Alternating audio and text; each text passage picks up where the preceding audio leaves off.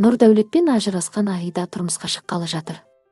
Қосылайық тележобасының кастингсіз 4-ші маусымының арнайы шақырылған қатысушысы Аида Бақшбекова дәрігер жігітке тұрмысқа шыққалы жатыр. Бұл туралы видеолар әлеуметтік желілерде тарап кетті.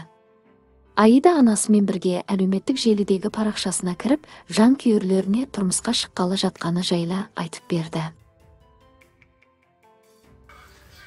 Айтыңызшы, мам, не қонақтар келеді? Құда түшкені келеді? Құда түшкені келеді, айт. Шынте бердің, құдалар келеді. Илайсыз ба, қарындашым кетіп атады деп. Сүйініп. Оның сөзін Аиданың анасы да растады. Анасы Аидаға жақында тұрмысқа шығатынын айтты.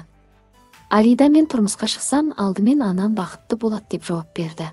Үйді жалғыз жеңеме дейледім, сүйініп отқан ең бірінші адам ұшу үйді. Мен сүйініп отқан қызым деп қолын сұрап келгенде.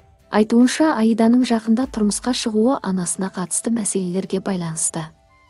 Себебі анамның әр сөзінде қуанатынын қайталады. Аиданың көзінен мұңды байқауға болады. Өйткені ол Нұрдәулетті әлі ұмытқан жоқ. Аиданың парақшасында оның үйіне құда түсіп жатқаны түсірілген видеолар пайда болды.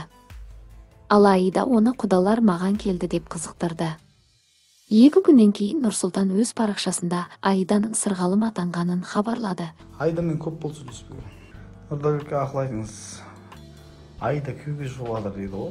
Естеріңізге сала кетейік, өткен айда Нұрдәулет Аиданың анасымен сөйлесу үшін Қырғызстанға барған болатын. Ыстықкөлде Аиданың анасы мен Нұрдәулет арасында салиқалы әңгіме өрбиді. Аиданың анасымен ұзақ әңгімелескеннен кейін Аида мен Нұрдәулет Ыстықкөлде тату тәтті екі жаққа ажырасып кетті. Аиданың анасымен әңгімесі жұмбақ күйінде қалып отыр. Жақында Аида әлеуметтік желі арқылы Нұрдәулеттің құпиясын ашты. Аиданың айтуынша, Нұрдәулет тұрмысқа шығуға әлі дайын емес екенін айтқан. Ал өз сөзінде Нұрдәулетпен тату тәтті ажырасып кеткенін де айтады. Бұдан не көруге болады. Аиданың анасы мен Нұрдәулет нақты мәселелерді шешті. Ал олардың бір-біріне қойған шарттары сәйкес келмеді. Ақырында бұл шешімге келді. Махаббат пен шарттар олардың арасына сызат түсірді. Әлеуметтік желі қолданушылары басқаша пікірде. Олардың пікірінше, Нұрдәулет қырғыз қызымен TikTok арқылы танысқан. Нәтижесінде Аида мен Нұрдәулет бір мәмілеге келді. Осыдан кейін олар өздерінің сезімдеріне нақты нүкте қойды.